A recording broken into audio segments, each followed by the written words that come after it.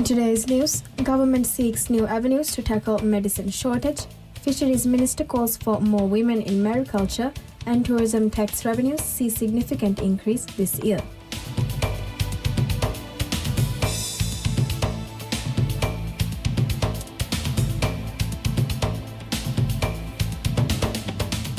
Bismillahirrahmanirrahim. Assalamu alaikum.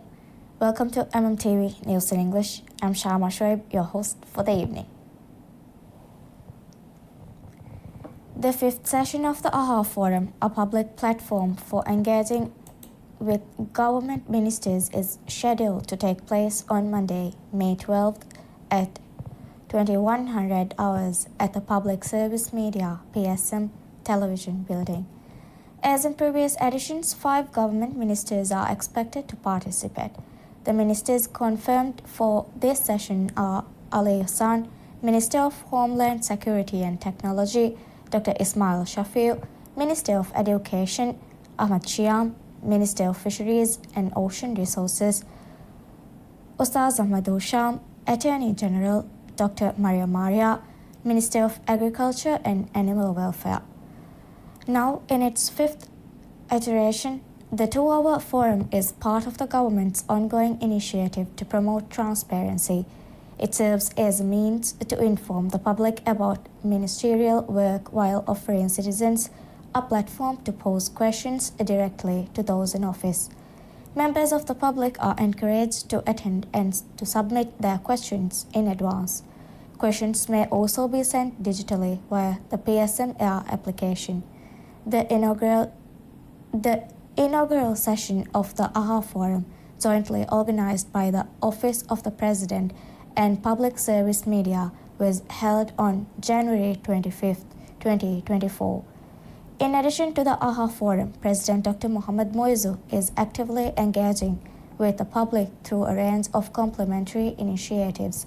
These include a separate forum featuring President, as well as the launch of a dedicated podcast series titled Rayatu Nayaku, aimed at broadening public understanding of government policies and programs. Minister of Fisheries and Ocean Resources Ahmad Shiam has underscored the importance of female participation in the mariculture industry, stating that the field should not be considered exclusive to men. Speaking at the closing ceremony of the Marine Hatchery Skills Development Program held on May 8th, Minister Shiam said developing mariculture as a separate industry is a key priority for the government, with strong backing from the President. He noted that special focus is being placed on training individuals to meet the growing demands of the sector. The minister emphasized that mariculture holds great potential to create income and employment opportunities across the atolls while supporting efforts to diversify the national economy. He pointed out that multiple training initiatives are already underway to build local expertise in hatchery management and aquaculture. He praised the participation of a female trainee among the 15 individuals who completed the latest round of training, calling it a positive step towards gender inclusion in the sector. He reiterated the government's commitment to encouraging more women to take part in mariculture-related work. The Marine Hatchery Skills Development Program, organized annually by Ministry of Fisheries and Ocean Resources, concluded its first training session of the year on May 8th in Maniafushi Calf Atoll. This round included participants from 9 regions across the Maldives who received practical instruction in hatchery establishment and aquaculture techniques. According to the latest statistics published by the Maldives Monetary Authority (MMA), the Maldives exported fish products valued at $34.3 million during the first 3 months of this year. This is an increase from $28.1 million recorded during the same period last year.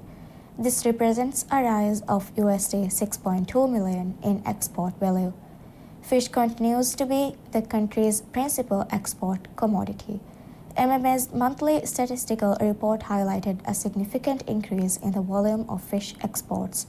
During the first quarter of the current fiscal year, the Maldives exported 21,599 metric tons of fish compared to 14,259 metric tons in the corresponding period of the previous year, an increase of approximately 51%.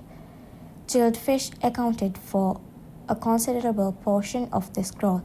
Exports of chilled fish reached 19,674 metric tons, representing a 64.9% increase from 11,939 metric tons recorded in the same period last year. Conversely, exports of fish in pulses and pouches declined. In the first 3 months of the current fiscal year, exports in this category totaled 1,333 metric tons compared to 1,882 metric tons in the same period the previous year, marking a decrease of 29.2%. In addition to the improvement in fisheries output and the rise in export volumes, data from the Maldives Industrial Fisheries Company, MIFCO, indicates an increase in fishing activity. Last week, 378 fishing vessels supplied fish to MIFCO, up from 361 vessels the previous week, an increase of 4.7%. The State Trading Organization STO has signed new agreement with HLL Lifecare Limited, a pharmaceutical company under India's Ministry of Health and Family Welfare, to improve access to essential medicines in the Maldives. The agreement signed under India's Pradhan Mantri Bhatia Janaushadhi Pariyojana aims to provide a direct and lasting solution to recent shortages of critical medications that have strained the country's healthcare system. STO stated that the partnership will ensure uninterrupted supply of affordable and hard-to-procure medicines, all of which will meet World Health Organization (WHO) standards and national import regulations. The collaboration builds on an existing relationship between the two parties. During the COVID-19 pandemic, HLL Lifecare played a key role in supplying urgently needed medicines to the Maldives. We'll be back after a short break.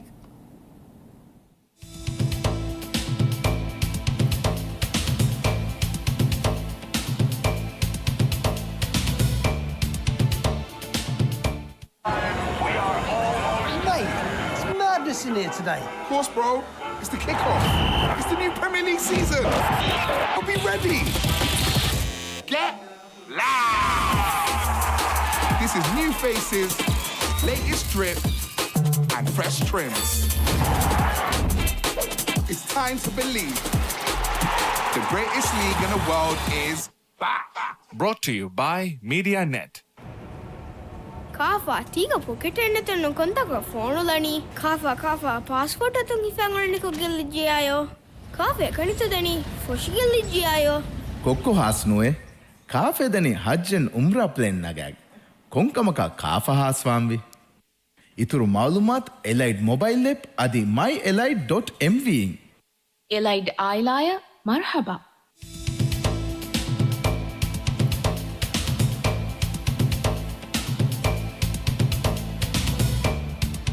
Welcome back to MMTV News in English. The Maldives Police Service has appointed new heads to 9 key divisions in a move aimed at strengthening administrative efficiency and service delivery. The reshuffle, which took effect on May 8th, involves leadership changes across several specialized units, including economic crime investigations, drug enforcement, gang crime, counter-narcotics operations, and traffic policing. According to the police, the changes are intended to improve operational effectiveness and enhance the overall quality of service. The police service stated that these appointments are a part of ongoing efforts to strengthen its administrative structure and ensure more effective law enforcement across the country. The Department of Judicial Administration has announced that applications for crime and death record clearance must be submitted through the EFAS portal starting from May 15th. In a notice issued on May 8th, the DJA stated that the shift to the digital platform was made to improve convenience and efficiency. Individuals seeking to clear their records must now apply via the public portal records.judiciary.gov.mv, developed specifically for this purpose. The department further noted that manual submissions using the existing forms will be accepted only until June. After this date, individual requests made outside the EFAS system will no longer be processed. While public services will transition fully to the online platform, government agencies will continue to follow current internal procedures. However, institutional requests, whether from state offices or private companies, must include a formal letter from the respective office or company along with the application. Maldivian band Two of Us will perform their first public concert in the capital on May 23, 2025 at Olympus Theatre, following their recent success as second runner-up at the Battle of the Bands International competition. The group has gained global popularity for their dynamic performances throughout the competition, capturing attention with their originality, stage presence, and unique blend of Maldivian and international sounds. Their success has marked a proud milestone for the Maldives on the global music stage and a significant win for local artists breaking into international arenas. Known for their rising global profile, the band says this show is a tribute to their local fans whose support helped launch their journey. The concert will feature Two of Us performing both competition favorites and a new song. Adding to the excitement, a leading Indian band will open the event with a special appearance by Bollywood singer Shraddha Pandit. Artists from both Maldives and India will perform during the concert, highlighting the event's cross-cultural spirit. The concert will begin at 8 p.m. on May 23rd at Olympus Theatre. Ticket details will be announced on the band's Instagram at twoofus.mv. With members Ahmad Aduham, Muhammad Nasu, Abdullah Shamru, Ahmad Jashim, and guitarist Ahmad Shahid, also known as Shahid Legacy, Two of Us is ready to make history on home ground. The Ministry of Finance has reported a significant increase in the government's revenue from tourism-related taxes this year. According to the weekly fiscal development report issued by the Ministry of Finance, green tax revenue increased by 73.7% this year as of May 1st. During this period, revenue from departure tax increased by 31.9% and revenue from tourism goods and services tax (TGST) also reported an increase of 5.3%.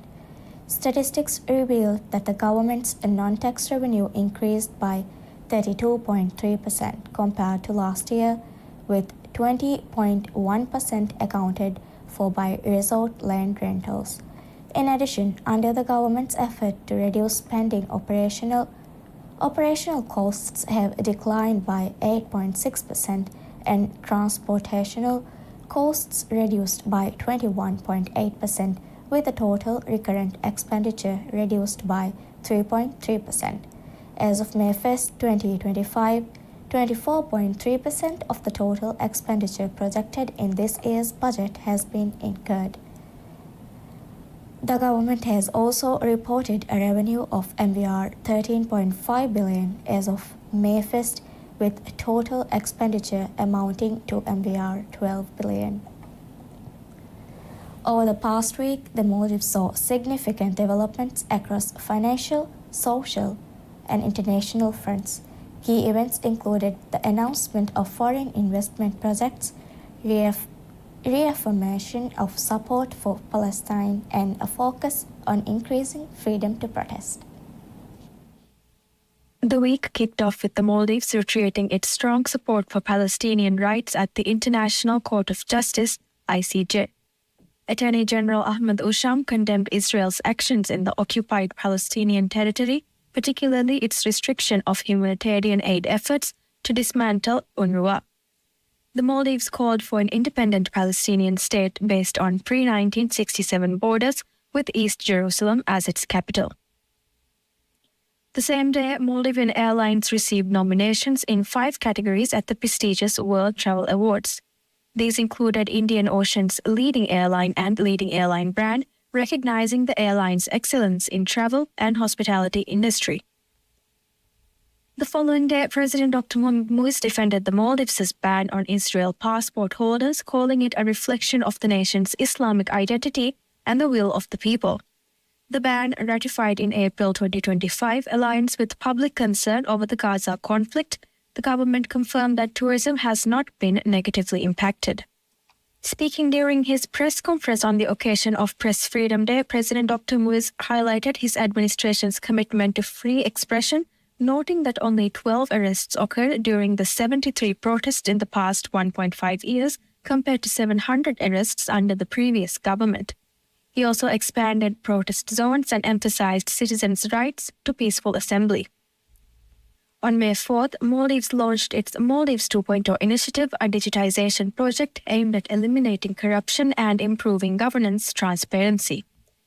President Dr. Muiz emphasized digital transformation as key to speeding up administration and accountability, citing Estonia's successful digital model as inspiration. The same day, Abbas Ibrahim, in a speech to mark World Press Freedom Day, praised President Dr. Muiz's historic 15-hour press conference as a benchmark of openness and transparency in governance, calling for other public officials to follow suit. On the financial front, the Maldives government signed an $8.8 billion agreement with MBS Global Investment to establish the Maldives International Financial Center MIFC, a key step towards economic diversification and a digital-first future. The center, designed by architect Gianardo Ranallo, will house financial institutions over 6,500 residents. The same day, President Dr. Muiz met with the thalassemia community, pledging to prioritize patient needs, develop a new thalassemia hospital, and strengthen the Maldives blood service for a coordinated national system. He emphasized patient involvement in shaping healthcare policies. On May 6, Sheikh Abdullah bin Rashid Al Mullah of Al Quwain, UAE, met with the President Dr. Muiz to reaffirm his commitment to supporting key sectors in the Maldives, including food security, agriculture and infrastructure development, as well as improving the nation's credit rating. Answering questions at a parliament session on the same day, Minister of Defense Mohammad Ghassan Mahmoud announced the repatriation of 74 Indian soldiers stationed across various Maldivian islands, aligning with President Dr. Muiz's pledge to safeguard national sovereignty. The week concluded with President Dr. Mohamed Muiz unveiling his vision to position the Maldives as a regional hub for Islamic finance, driven by digital transformation. He emphasized the initiative's foundation in Islamic values of compassion, justice, and social equity.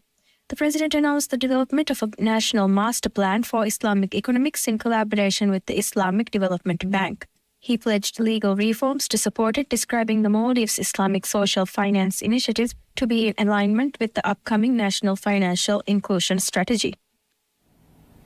That's all for today. Thank you for having us. Have a pleasant day.